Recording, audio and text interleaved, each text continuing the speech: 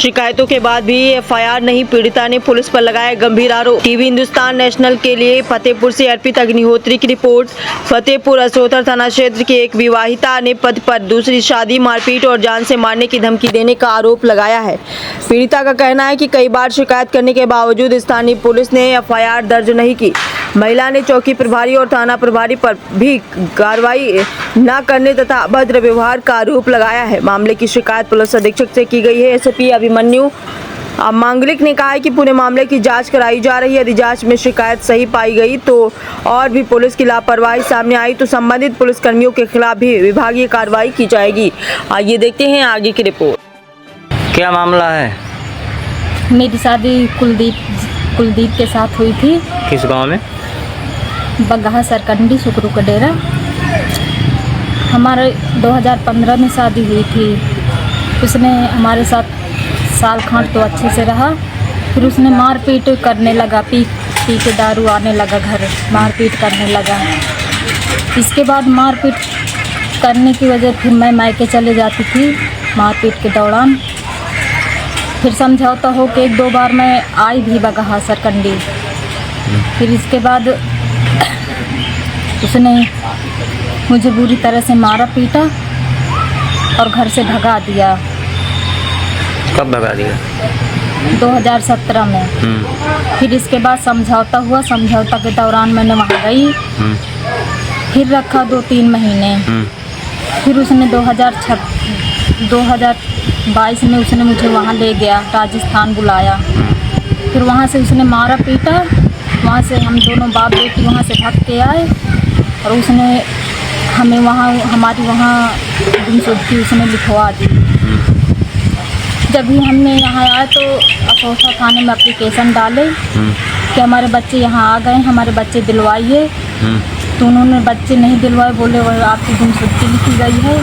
फिर मैंने वहाँ राजस्थान के एसपी को मैंने एप्लीकेशन दिया, वहाँ एसपी से बात भी की कि सर मैं अपने गांव आ गई हूँ, मेरे बच्चे दिलवा दीजिए, मैं अपने गांव आ गई, सुरक्षित हूँ।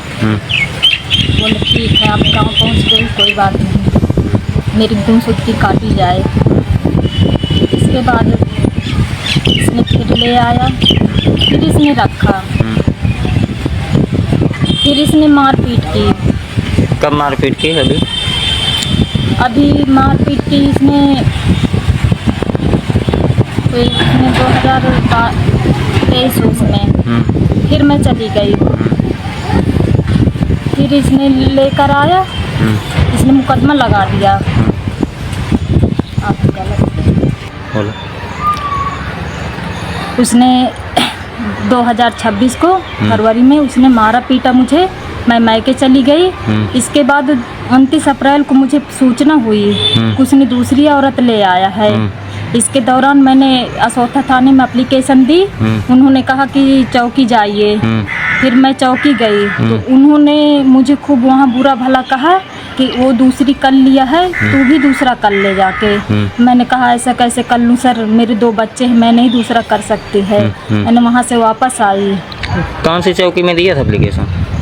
सरकंडी चौकी में। अच्छा जी। कब दिया था एप्लीकेशन? कब दिया था? कितने दिन पहले? मैंने 7 मई को चौकी इंचार्ज को मैंने एप्लीकेशन दी। उन्होंने ऐसा कहा कि वो भी दूसरी कर लिया है, तू भी दूसरा कर ले जाके। मैंने कहा 2 बच्चे हैं सर मेरे, मैं दूसरा नहीं करूँगी, आप उसे बुलवाइए और समझौता करवाइए। अभी तक कुछ नहीं हुआ है, मैं इसमें कार्रवाई चाहती हूँ। तो आप पुलिस अधीक्षक के पास गई थी तो उन्होंने क्या आश्वासन दिया है आपको? उन्होंने कहा है कि देखिए हम बुलवाते हैं, आपका फैसला करवाते हैं।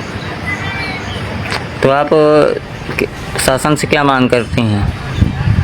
ये शासन से मैं ये मांग करती हूँ कि मेरा फैसला करवाया जाए, उसे बुलवाया जाए और मेरा फैसला करवाया जाए। और जो अधिकारियों ने आपसे, पुलिस कर्मियों ने आपसे अभद्रता की, उनके ऊपर क्या चाहती हैं? सर चौकी इंचार्ज ने आप शब्दों का प्रयोग किया है, मैं कार्रवाई चाहती हूँ। क्या नाम है आपका? अनीता कहाँ की रहने वाली? जी, मैं बामन तारा की रुक जाओ। हाँ। मेरा मायका बामन तारा है, मौजा लमेटा और थाना गाजीपुर है वहाँ, और ससुराल मेरी बगहा सरकंडी है, सुकरू का डेरा। कुलदीप के साथ मेरी